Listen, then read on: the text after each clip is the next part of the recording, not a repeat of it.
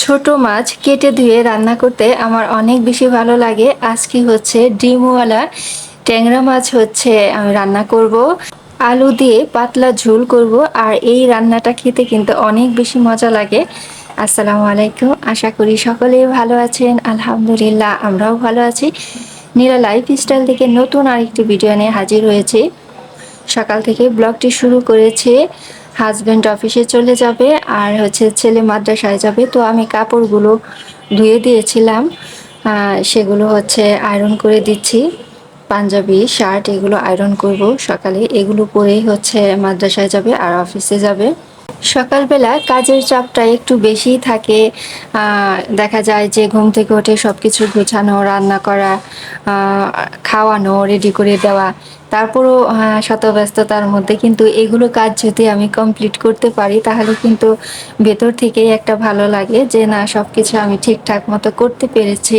একটা নীরব সত্য কথা হচ্ছে, আপনি হচ্ছে সাংসারিক কাজ করে সমস্ত কিছু করে যে সুখটা পান, শান্তিটা পান, এটা হচ্ছে টাকা দিয়ে কিন্তু আপনি পাবেন না। এটা আল্লাহ তাআলার দেওয়া একটা রহমত, নিয়ামত, যেটা কখনোই টাকা দিয়ে সম্ভব না। এটা হচ্ছে আপনার অন্তর থেকে ফিল হতে হবে, ভালো লাগতে হবে সব কিছু করতে।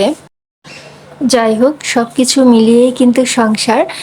আর শুরুতেই বলছি, আমার ভিডিও যদি আপনাদের ভালো লেগে থাকে তাহলে ছোট্ট করে একটা লাইক দিয়ে দিবেন। মতামত যদি থাকে কমেন্টে জানাবেন। আর যারা একদমই নতুন আছেন, এরকম ভিডিও পেতে চ্যানেলটি অবশ্যই সাবস্ক্রাইব করে আমার সাথেই থাকবেন। তো যার যার মতো কর্মস্থলে চলে গিয়েছে। আর এদিকে হচ্ছে আমি রান্নাটাও বসিয়ে দিব। মাছ এনেছে, মাছ কিন্তু একদম তাজা। এই তো এখনো কিন্তু আর কি নড়তেছে। তো তাজা মাছ কেটে ধুয়ে রান্না করে খেতে কিন্তু ভীষণ একটা মজা লাগে, অন্যরকম একটা টেস্ট। তো এগুলো এখন আমি কাটবো। এই কাটাকাটির ভয়েই কিন্তু দেখা যায় যে অনেকেই ছোট মাছ বাসায় আনে না আর খাওয়াও হয় না, কিন্তু ছোট মাছ খাওয়া কিন্তু খুবই উপকারী। আপনি হচ্ছে বড় মাছের যে টেস্ট পাবেন, ছোট মাছের টেস্ট কিন্তু তার থেকে অনেক বেশি অন্যরকম একটা টেস্ট। তো এক একটার এক এক রকম টেস্ট, আপনি যদি না খান তাহলে কিন্তু বুঝতে পারবেন না। সে কারণে যার মাধ্যমেই হোক কেটে ধুয়ে রান্না করে খাওয়ার চেষ্টা করবেন। আমার এতটা অভ্যস্ত না কাটাতে, তারপরেও কিন্তু আমি যখনই সময় পাই, সুযোগ পাই, ছোট মাছ আনতে বলি আর সেগুলো আর কি কেটে ধুয়ে রান্না করি। তো আজকে এই তো কাটছি। আর এটার প্রত্যেকটা মাছেই কিন্তু ডিম আছে, এটা খুব ভালো লেগেছে। ট্যাংরা মাছ কাটতে তেমন একটা ঝামেলা নেই, কারণ এটাতে কোনো আঁশ নেই। সে কারণে দেখা যায় যে অল্প একটু কাটলেই এটা কাটা হয়ে যায়। আর ধুইতেও খুব আর কি সুবিধা, খুব তাড়াতাড়ি এটার ময়লাগুলো আর কি উঠে যায়। তো এভাবেই আমি এখন সবগুলো কেটে নেব। আমি কিন্তু ডিম বের করি নাই, ডিম হচ্ছে এটার ভেতরেই আছে। তো এটার কাটা দুই পাশে কিন্তু অনেক শক্ত, একটু সাবধানেই কাটতে হয়। আমার হাতে তো লেগে গিয়েছে। এটাতে কিন্তু তেমন একটা যে ছাই লাগে তা কিন্তু না, আমি কিন্তু ছাই ছাড়াই আর কি কাটতেছি। এটা কয়েকবার কাটার আগে আমি পানিতে ধুয়ে নিছি, সে কারণে এটার যে একটা পিচ্ছিল ভাব আছে ওটা চলে গিয়েছে। আর এখন আমার কাটতে তেমন একটা অসুবিধা হচ্ছে না। এভাবেই আমি এখন সবগুলো কেটে তারপর আর কি ফিরে আসছি। সবগুলো মাছের পেটেই খুব সুন্দর ডিম, মাশাল্লাহ। এগুলো কিন্তু খেতে অনেক বেশি ভালো লাগে। তো সবগুলো কেটে আর কি আমি আসছি। আর এখানে যে কয়েকটা রান্না করব সেগুলো নিয়েছি আমি 10 পিসের মতো নিয়েছি। 10 পিস এখন আর কি রান্না করব। তো এগুলো ধুয়ে নিয়েছি, লবণ দিয়েও ধুয়েছি। এখন আর কি পানি ঝরিয়ে আমি সরাসরি চলে যাব হচ্ছে রান্নার কাজে। তো রান্নার জন্য কাটাকাটি করে নিয়েছি, পেঁয়াজ মরিচ কেটেছি, আলু দিয়ে যেহেতু রান্না করব। তো আমি তেলের মধ্যে সব মশলা দিয়ে আর কি কষিয়েছি, হলুদ মরিচ ধনিয়া, আদা বাটা, জিরা বাটা, রসুন বাটা হালকা একদম অল্প করে দিয়েছি। আর হচ্ছে কাঁচামরিচ, পেঁয়াজ, তেলটা একটু বেশি দিয়েছি, সরিষার তেল। তো এখন হচ্ছে মাছ আমি কিন্তু সরাসরি ভাজি করি নাই, এটা সরাসরি হচ্ছে আমি কষিয়ে নেব। কারণ ছোট মাছ ভাজি করে রান্না করলে আমার কাছে ভালো লাগে না। ছোট মাছের যে একটা টেস্ট, ভাজি করলে কিন্তু সেই টেস্টটা নষ্ট হয়ে যায়। সে কারণে হচ্ছে আমি এটাকে কষিয়ে নিলাম। এটাকে মশলার সাথে কিছুক্ষণ জাল দিয়ে আর কি নিব, 3-4 মিনিট জাল দিলেই এটা হয়ে যাবে। তো ঢেকে দিব এখন। তারপর হচ্ছে যে আলু কেটেছি, এই আলুটাকেও আমি কষিয়ে নেব। মাছটা আর কি তুলে রাখতে হবে। তো এখন আমি কষানো মাছগুলো তুলে তারপর হচ্ছে আলু কষিয়ে নেব। তা না হলে দেখা যাবে যে মাছগুলো সব ভেঙে কাটা কাটা হয়ে যাবে, সেই কারণে তুলে রাখছি। আমি কিন্তু তেমন বিশেষ কোনো রান্না পারি না, সাধারণ রান্নাগুলোই দেখাই। তারপরও বিস্তারিত একটু বলি, যেহেতু যারা একদম নতুন গৃহিণী আছে আমার ভিডিও দেখে থাকেন, তাদের উদ্দেশ্যে আর কি খুঁটিনাটি বলা।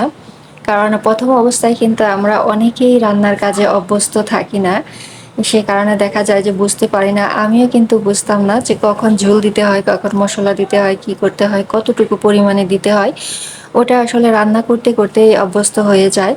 এখন কিন্তু দেখা যায় যে এত মাপঝোঁক করতে হয় না, আন্দাজ করেই সব কিছু দিতে পারি।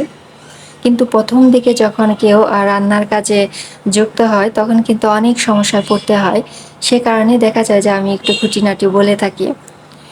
তো আলু কষানোর পরে কিন্তু আমি ঝোলটা দিয়ে দিয়েছি। গরম পানি করে ঝোলটা দিয়েছিলাম, কারণ গরম পানি করে ঝোল দিলে কিন্তু টেস্ট অনেক ভালো আসে ঠান্ডা পানির থেকে। আর এখন হচ্ছে মাছগুলো দিয়ে দিচ্ছি। এখন শুধু অপেক্ষা করতে হবে ঝোলটা শুকানো পর্যন্ত।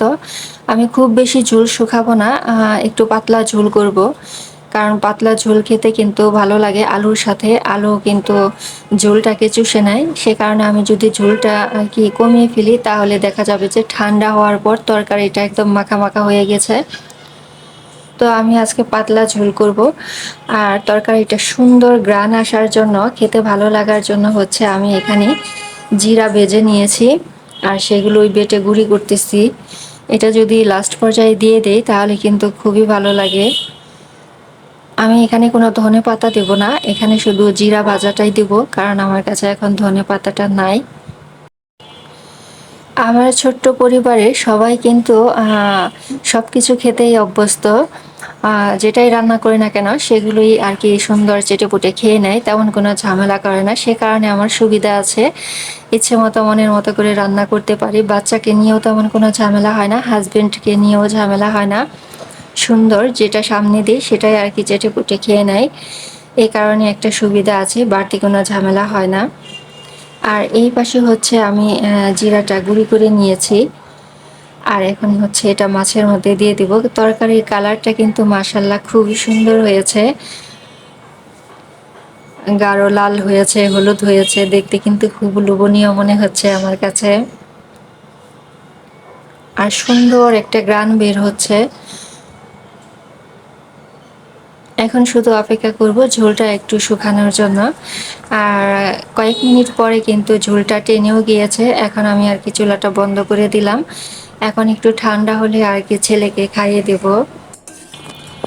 মাছগুলো ছোট হলেও কিন্তু সবগুলো মাছ আস্ত আছে, একটা মাছও ভেঙে যায়নি। কারণ আমি আলুটা ভালোভাবে কষিয়ে নেড়েচেড়ে কষিয়ে তারপর হচ্ছে ঝোলটা দিয়েছিলাম, আর মাছ দেওয়ার পর তেমন কোনো নাড়াচাড়া দেইনি, সে কারণে হচ্ছে মাছগুলো আস্ত আছে। আর ঝোলটা কিন্তু অনেক সুন্দর হয়েছে, পাতলাও হয়েছে, আর কালারটা মাশাল্লাহ খুবই সুন্দর হয়েছে। খেতেও কিন্তু এটা ভীষণ মজা হয়েছে।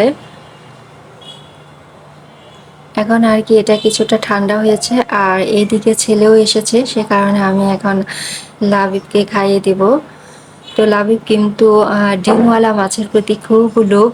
তো মাছের পেটে থেকে যখন ডিম বের করা হয় সে খুব খুশি হয়, বলে মা আমি একসাথে অনেকগুলো মাছ খেয়ে ফেলেছি, কারণ ডিম থেকে তো অনেক মাছ হতো। ভিডিওর লাস্ট পর্যায়ে চলে এসেছি, আজকের ব্লগটি আমি এখানেই শেষ করে দেব। তো আজকের ভিডিওটি ছিল ট্যাংরা মাছ, ডিমওয়ালা ট্যাংরা মাছের ওপর। তো ভিডিওটি কেমন লেগেছে, আবারও বলছি ভিডিওটি কেমন লেগেছে অবশ্যই জানাবেন, কমেন্টে আপনাদের মতামত জানাবেন। তো আজ এই পর্যন্তই, সবার সুস্বাস্থ্য কামনা করে বিদায় নিচ্ছি। সবাই ভালো থাকবেন, সুস্থ থাকবেন, আল্লাহ হাফিজ।